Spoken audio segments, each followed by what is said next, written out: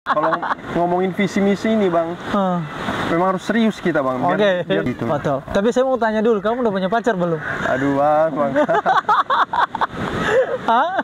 Di mana-mana bang. Oh di mana? Jadi saya terpikir, kenapa sih nggak ada bimbel di Nias ini? Nah, Kan sih itu simple bang. Tugas kita cuma satu bang, meloloskan kawan-kawan kita yang SMA ini ke situ, memampukan mereka bagaimana caranya bimbel.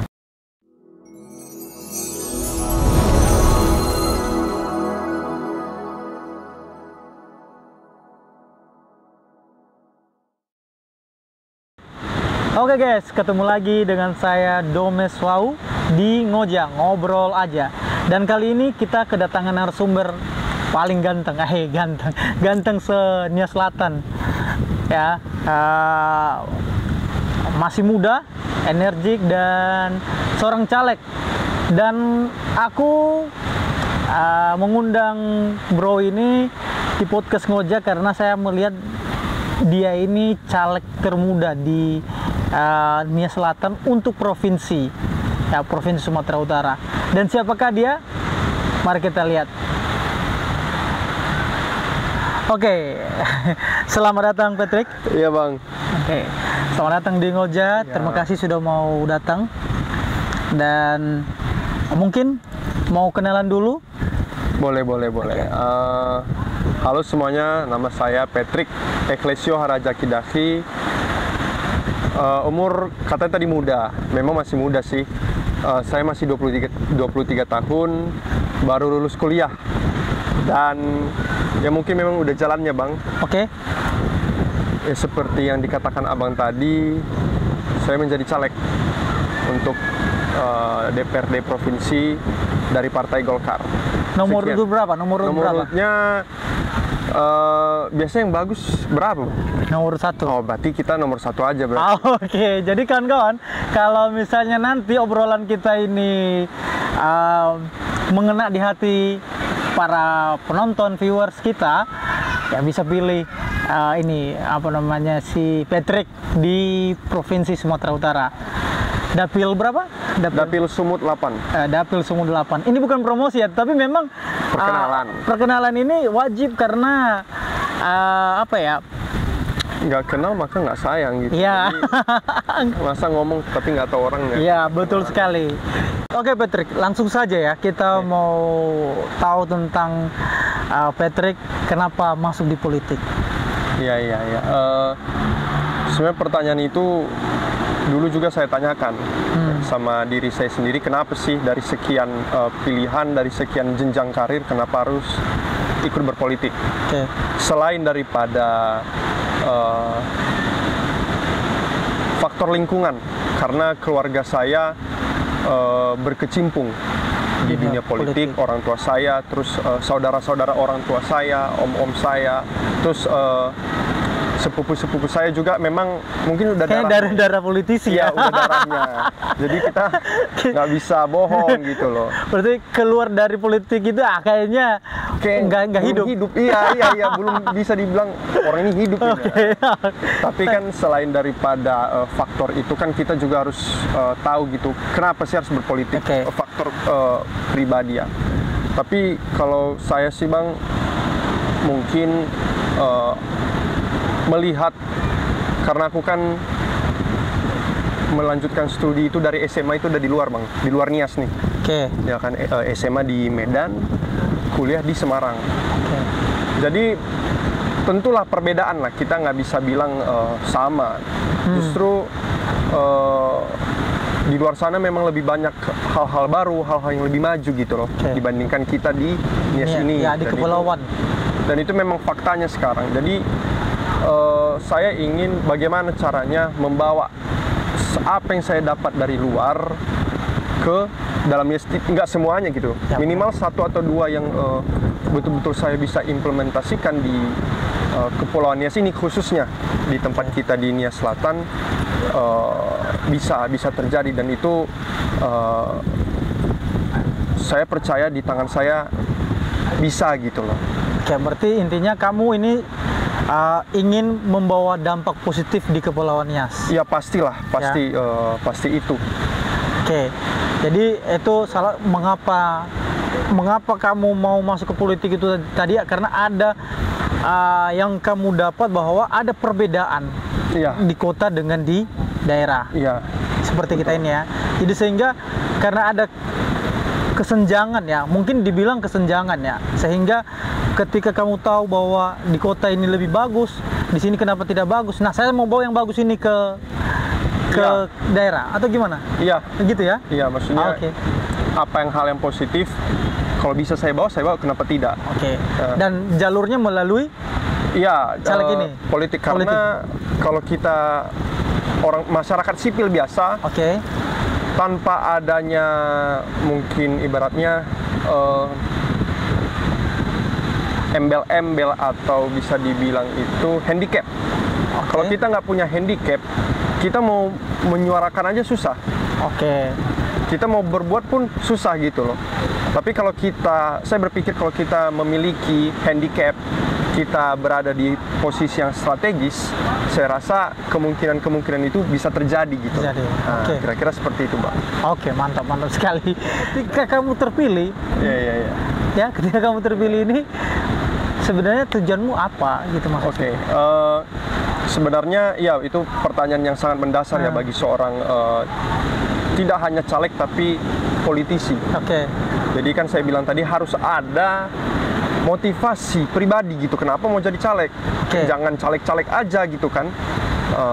Jadi kalau saya sih mungkin karena saya merupakan salah satu dari banyaknya mahasiswa yang berhasil menamatkan studi khususnya ini di sarjana, pendidikan sarjana. Jadi saya berpikir bahwa bagaimana saya bisa menciptakan gitu loh, menciptakan orang-orang yang seperti saya gitu loh. Dengan cara apa? Banyak caranya. Kalau mau saya kasih tahu sekarang juga boleh, atau mungkin nanti mengalir aja. Gitu ya. Yang penting kan aku tahu udah ada media sosialnya Patrick ya, di Facebook ya. Jadi apa nama Facebooknya? Kalau akun pribadi sih Patrick Daci ya, Patrick Daci. Tapi kalau untuk sosialisasi kampanye promosi diri itu di Patrick Daci for Sumut. Patrick Daci for Sumut.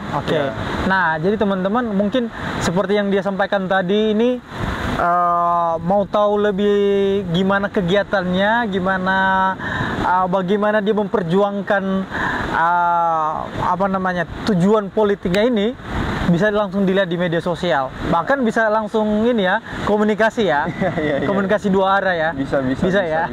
Ya, jadi itu. Nah, terus waktu kuliah kamu ini ikut organisasi? Saya ikut organisasi. Tahun pertama saya ikut himpunan. Himpunan itu mungkin lebih ke eksekutifnya lah. Seperti BEM, tapi BEM itu kalau di tempat saya itu di setingkat fakultas dan universitas. Kalau di jurusan itu namanya himpunan.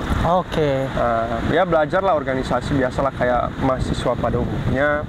Tahun kedua saya ganti profesi. Yang jadi awalnya jadi eksekutif. Tahun kedua saya jadi senat, jadi legislatif. Senat mahasiswa Undip di tingkat universitas. Berarti kamu mahasiswa Undip? Iya, Universitas di Ponorogo. Di Semarang, ya. Luar biasa ini. Kayaknya ini apa namanya? Biasa aja lah. Biasa aja. Nah, dan kenapa aku tanya tadi kamu ikut organisasi? Biasanya orang organisasi itu pasti lanjut. Pasti masuk dia ke politik biasanya ya. Biasanya orang organisasi itu pasti jatuh-jatuhnya kalau sudah lulus dia lebih banyak ke politik. Benar nggak itu kira-kira? Sebenarnya sih kalau kita lihat politisi-politisi sekarang mungkin bisa dikatakan iya. Karena kalau kita lihat contoh ketua partai sekarang atau mungkin tokoh-tokoh menteri atau apa, kita lihat backgroundnya, riwayat organisasinya itu menumpuk. Betul. Banyak ya. Mungkin selain daripada mencari ilmu pengalaman di situ, kan mereka juga mencari relasi. Dan relasi itulah menurut saya ya, relasi itulah salah satu faktor kenapa orang bisa climbing to the top gitu. Kenapa bisa karena faktor relasi. Oke, siap. Berarti maksudmu ini kira-kira ada nggak pengaruh organisasi dengan menjadi sesuatu gitu, menjadi contohnya dia menjadi ketua atau menjadi DPRD, ada nggak faktor itu pengaruhnya? Ada sih, tapi lebih ke relasinya itu gitu. Contoh ya, ini kan kalau saya dari kacamata pribadi saya, misalnya saya punya organisasi, organisasi A gitu, contoh di dalam kampus. Terus misalnya di dunia kerja, janganlah kita bilang dalam dunia politik, mungkin di dalam dunia kerja banyak itu kalau di kita ya di Undip itu ada namanya IKA Undip, Ikatan Alumni Undip. Jadi sebenarnya tidak selalu, tapi terkadang alumni ini kan lebih condong gitu loh memperjuangkan adik-adiknya yang dan lebih mempercayakan sebenarnya, lebih percaya sama adik-adikannya di alumni yang sama, di organisasi yang sama. Jadi itu maksudnya benefit dari organisasi di bidang relasi. Oke. Begitu juga halnya di partai politik. Justru suasana di sana kan bisa lebih cair. Jadi memang di sana harus banyak kawan lah, banyak kenalan. Mana tahu ada butuh-butuh, kan udah ada teman di situ. Nah, tapi sebenarnya jangan salah juga. Saya mau ingatkan bahwa memang harus ada relasi ya. Betul. Harus ada relasi, itu penting. Tetapi kalau kamu juga nggak berkompeten, yakin saya juga pasti nggak diopenin atau nggak ada yang mau berrelasi denganmu. Iya betul. Jadi, iya kan? Iya memang iya.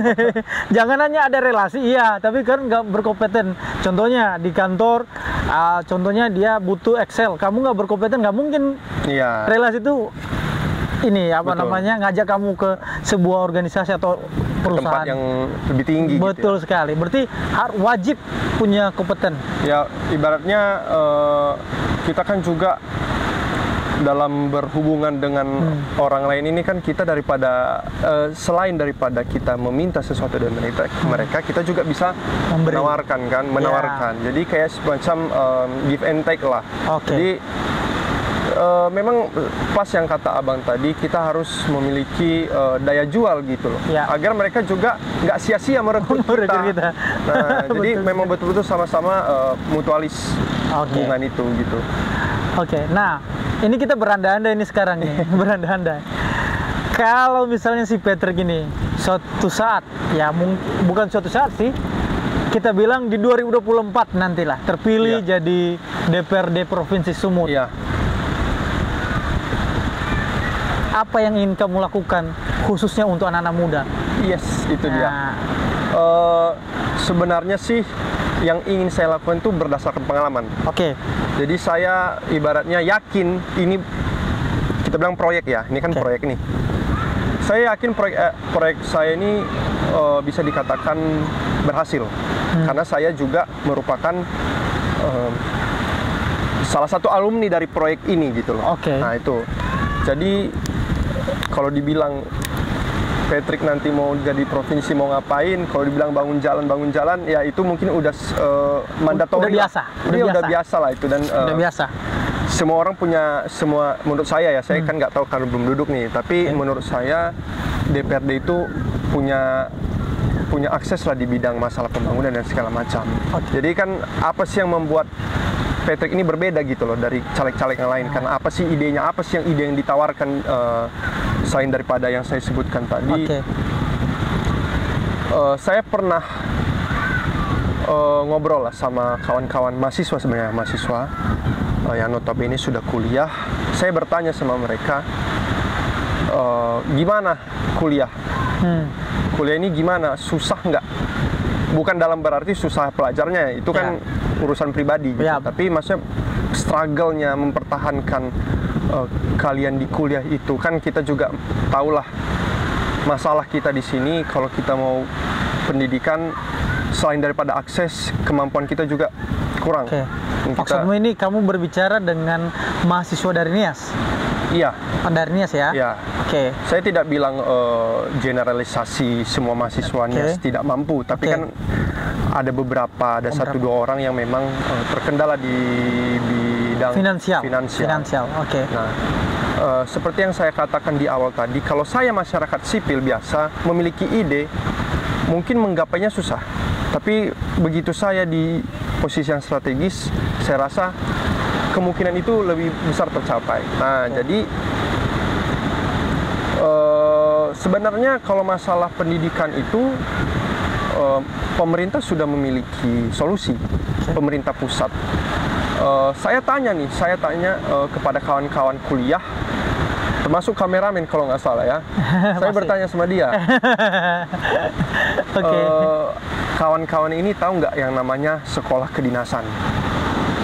Oke. Mungkin abang tahu ya, seperti Akpol, betul. Akmil, IPDN, STAN, Betul sekali. STMK. Nah, kalau nggak salah ada belasan lah itu. Terus kawan-kawan nggak tahu Akses itu. bahkan nggak tahu itu sekolah itu ada gitu loh. Sekolah itu eksis di Indonesia itu nggak tahu. Oke. Nah, saya beritahu benefitnya kenapa kita harus berkuliah di situ. Itu kan pertama dari pemerintah, dan itu gratis, Bang. Oke. Dari tahun pertama sampai tahun terakhir itu gratis uang kuliah. Kalau akomodasi saya kurang tahu, tapi uang kuliah itu gratis. Terus tamatannya langsung jadi PNS, Bang. Ya. Misalnya contoh kalau dari STAN, PNS-nya jadi PNS di Kementerian Keuangan. Ya. Kalau di STMKG itu tamatnya jadi PNS di BMKG. Oke. Kalau Akpol udah tau lah jadi polisi kan. Iya. Kalau Akmil jadi militer. tentara. IPDN di struktur pemerintahan. Nah, jadi mirisnya saya nggak tahu ini kawan-kawan ternyata ada loh solusi dari pemerintah. Bagi kita ini solusi konkret nih dari pemerintah, gratis. Oke. Nah, jadi nggak tahu gitu loh. Terus saya pernah juga berbicara kepada kawan-kawan mahasiswa di Uniraya. Ada 4 orang mereka saya katakan informasi seperti ini, mereka nggak tahu, bahkan mereka kaget. Oke. Mereka kaget, ini sekolah, ternyata betulan ada gitu loh. Terus ada yang datang nih 1 orang, jadi berlima kan. Dia bilang, sorry bang, telat bang, lagi ada turnamen, katanya turnamen Mobile Legend. Kebetulan kita juga yang buat di Hili Smetana kemarin. Kemarin ya, oke. Jadi, oh iya, lagi bicarain sekolah kedinasan, tahu nggak? Saya tanya nih sama yang baru datang. Oh tahu bang, saya pernah melamar soalnya, tapi gagal. Oke. Nah, terus saya cross check dong sama dia. Nih lah, kawan-kawanmu nggak percaya, ini sekolah gratis. Coba, gratis nggak? Iya gratis. Dan langsung jadi PNS katanya. Ya, tapi kan wajib, dia itu wajib punya standar. Iya, harus ya. Ada standarnya lah. Iya. Nah, jadi terus kutanya dong, kenapa kok nggak sekolah di situ? Kenapa nggak kuliah di situ? Ya gimana lah bang, susah soalnya. Oke. Jadi kan muncul, jadi selain daripada keterbatasan informasi mengenai sekolah itu, kawan-kawan kita juga ada beberapa yang memang mungkin kompetensinya nggak cukup untuk masuk di situ. Nah, jadi dari situ pikirlah, jadi solusinya apa gitu kan. Jadi kalau saya sih langsunglah menangkap sebuah solusi, karena saya juga merupakan hasil dari solusi itu. Oke. Saya kelas 3 juga menggunakan solusi ini untuk masuk ke PTN. Oh. Jadi namanya, mungkin abang udah tahu lah, untuk kita udah tahu namanya bimbel bang, ada les. Oke. Jadi les ini, bimbel ini dipersiapkan untuk anak-anak kelas 3 SMA yang mau masuk kuliah. Ya, di jenjang yang ini yang lebih tinggi, tapi yang beasiswa. Ya ibaratnya seperti itu ya, yang ya kalau saya kan di Medan kan ada tempat-tempat bimbel, ya kita bayar pribadi lah. Ya ibaratnya pakai bayar uang sekolah kan. Terus nanti kita dilatih untuk menjawab soal-soal masuk kuliah ini, masuk sekolah kedinasan ini. Nah, baru saya juga merupakan produk dari sistem seperti itu, makanya saya yakin ini bisa berhasil. Karena dulu saya juga di sekolah biasa-biasa aja, nggak bodoh juga, nggak pintar-pintar amat ya. Santai, bukan santai sih. Biasanya biasa sih aja. Kata Ahok katanya kalau biasanya kalau orang yang pintar banget pasti dia akan ke akademisi. Kata Ahok ya, Pak Ahok ya. Terus kalau yang bodoh ya memang yang dibawa mungkin bukan bodoh sih, tapi kurang masih belum belajar, ya pasti dia akan ada di bawah. Tapi yang tengah-tengah ini biasanya jadi politisi, jadi ketua segala macam, ketua DPR. Jadi kemungkinan besar kamu jadi bakal jadi 2024. Amin lah, amin. Nah, jadi lanjut lagi bang, sampai mana tadi ya? Pokoknya bimbel itu tadi. Sistem itu mengubah saya di bidang akademis agar saya bisa menjadi lebih mampu gitu loh untuk menaklukkan soal-soal itu. Jadi saya terpikir kenapa sih nggak ada bimbel di Nias ini? Nah, Kan sih itu simple bang. ya, Simple kan? Apa sih emang buat bimbel kontra sama institusi pendidikan? Saya rasa tidak sulit. sulit. Maksudnya sulit. justru bagus kan. Tapi pertanyaan mendasarnya kenapa nggak ada? Mungkin balik lagi ke mungkin ekonomi.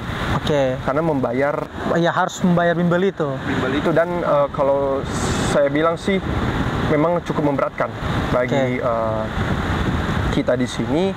Nah, terpikir lagi. Tapi beda cerita mungkin kalau misalnya saya duduk.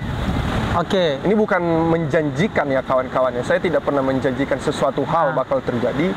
Tapi coba bayangkan misalnya ada seseorang yang duduk di posisi strategis, contoh menjadi pejabat lah kita bilang, Ya. memiliki ide yang seperti itu dan idenya simple, nggak sulit, nggak ribet untuk dieksekusi. Hanya perlu menyiapkan ya gedung lah, terus tenaga pengajar. Pengajar ya. Ya udah, itu aja. Apalagi coba? Oke. Saya setuju dengan itu. Berarti kamu maunya di pendidikan berarti. Ya, karena lebih melekat lah ke anak muda.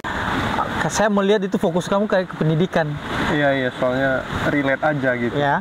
Dan saya mau tahu juga gimana perasaanmu tentang anak-anak muda yang mana kalau misalnya andaikan kamu lolos di 2024, kamu mau ngapain di bidang olahraga ini gimana? Karena saya melihat teman-teman pada suka olahraga juga ini anak-anak muda. Iya. Nah, Jadi samalah halnya ini kan pendidikan itu kan pendidikan formal. ya. Ya kalau olahraga dan mungkin kesenian lah kan itu lebih ke pendidikan yang informal gitu. Ya, informal. Sama-sama pendidikan. Dan saya rasa juga butuh gitu loh. Karena ada orang yang mungkin nggak terlalu fokus di bidang akademis, mungkin lebih ke olahraga dan segala macamnya. Dan saya juga dulu merupakan orang yang seperti itu bang. Saya dulu nggak terlalu suka belajar, maksudnya nggak terlalu mendalami, tapi kalau olahraga itu apapun bisa saya tinggalkan gitu. Oke. Nah, jadi saya ya paham betul perasaan kawan-kawan yang memang ibaratnya mau melompat lebih tinggi lagi, tapi sayangnya tertahan gitu loh. Mungkin tidak ada akses dan segala macamnya. Jadi itu kan masalah informasi, masalah akses. Kan kalau dewan ini kan bang tidak seperti kepala daerah yang ujuk-ujuk saya mau buat ini, saya mau buat turnamen, saya mau buat event besar olahraga di Pulau Nias ini. Kan nggak gitu. Kan nggak gitu model dewan ini. Dia kan bukan eksekutor ya. Bukan pembuat keputusan. Ya. Tapi kan dengan adanya kita dewan ini duduk nanti yang merupakan juga masih sesama anak muda, justru informasi yang kepemudaan itu kan bisa lebih kita urgensikan gitu loh. Contoh seandainya ada informasi mengenai akses mungkin dicari atlet renang gitu, contoh untuk level provinsi. Coba Bapak Ibu Dewan silakanlah, mana tahu ada adik-adik kita ditawarkan ke mereka nanti diseleksi atau segala macam. Ya mungkin ya, saya tidak bilang yang dewan sekarang tidak peduli, tapi mungkin mereka tidak terlalu fokus di situ. Dan itu tidak bisa kita salahkan karena masing-masing orang kan memiliki urgensi yang berbeda. Betul.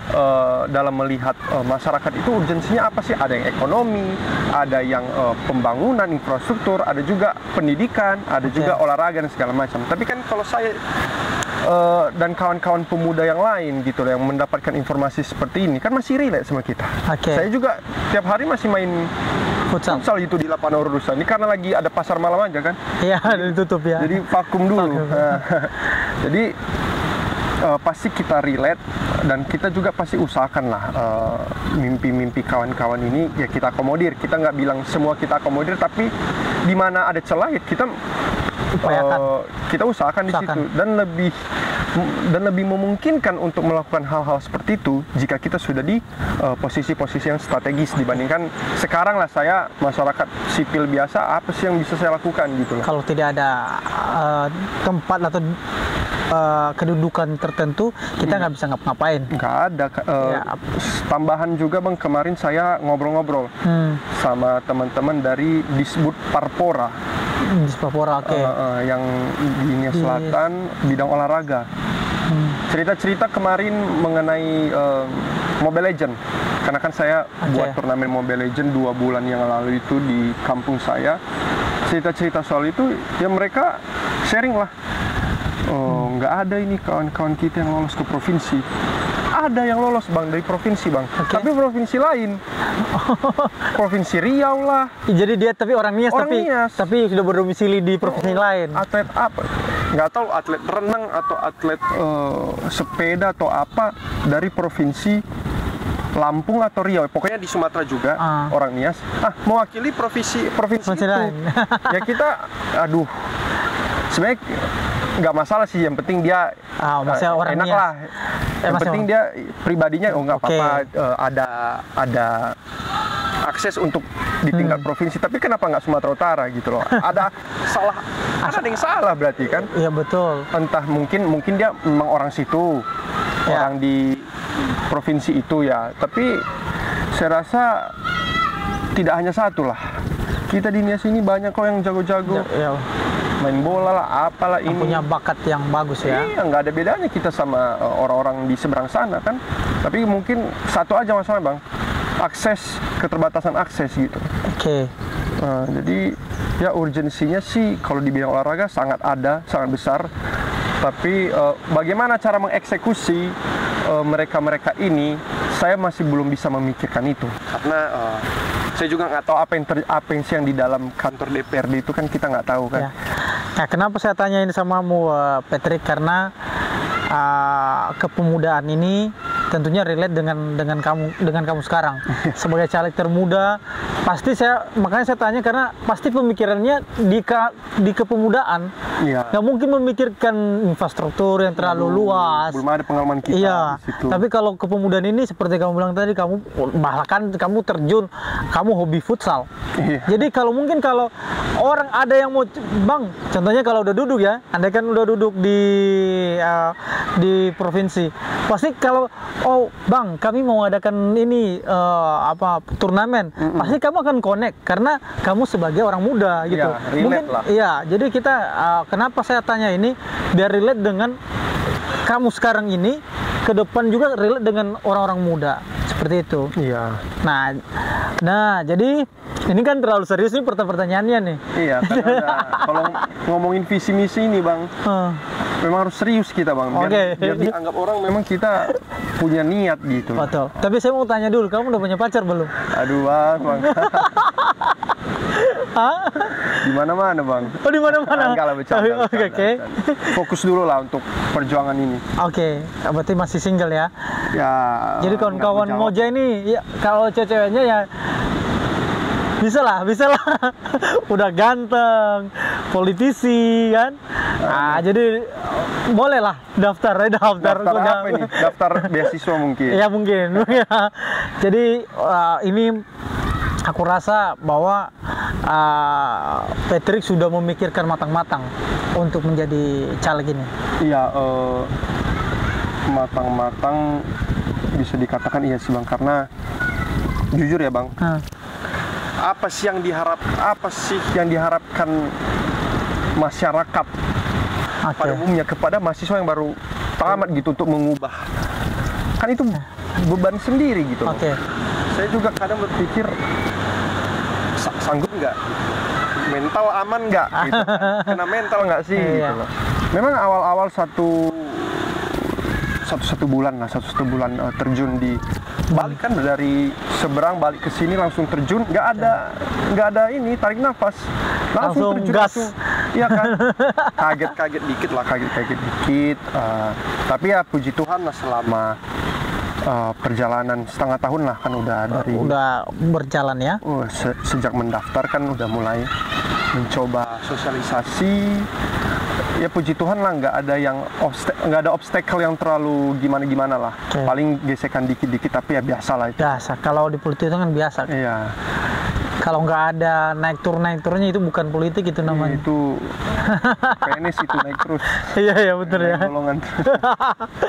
Nah, jadi Patrick, saya senang sekali ngobrol tentang perjuanganmu ini, tapi karena waktu, dan saya berharap kalau udah lolos nanti, ya kita ngobrol lagi di Ngoja. Boleh.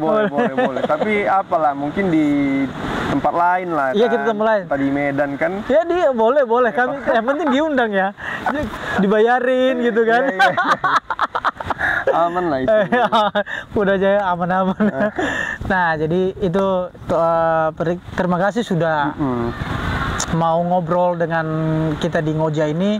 Jojo saya bilang Ngoja ini selalu ada kopinya, karena selain ngobrol aja ada juga ngopi aja. Nah, jadi itu. Nah jadi kira-kira ada mau statement closing statement ya. Ini sih ada. Dan, langsung saja di kamera mungkin. Sorry, gimana bilangnya biar enak ya? Oke, coba ya. Pilih saya gitu ya? Enggak lah, biarkan publik yang menilai. Ya, silahkan. Tapi kawan-kawan, teman-teman pemuda, pesan saya ya, sesama pemuda kita harus mempersiapkan diri. Kita nggak tahu kawan, kapan kita dipanggil untuk mengabdi. Kalau kita udah siap, mau jam berapapun, mau hari apapun, mau tahun berapapun, mau di umur berapapun, kita pasti bisa. Jadi persiapkan diri Anda menuju Indonesia Emas 2045. Oke, mantap, luar biasa. Oke guys, inilah obrolan kita dengan Patrick, caleg termuda dari Nias untuk Provinsi Sumatera Utara. Dan kalau ingin bertanya silakan komen di YouTube kita nanti yang akan tayang mungkin besok ya. Oh, besok cepat sekali. Oh, cepat ya. Ya, kita main cepat.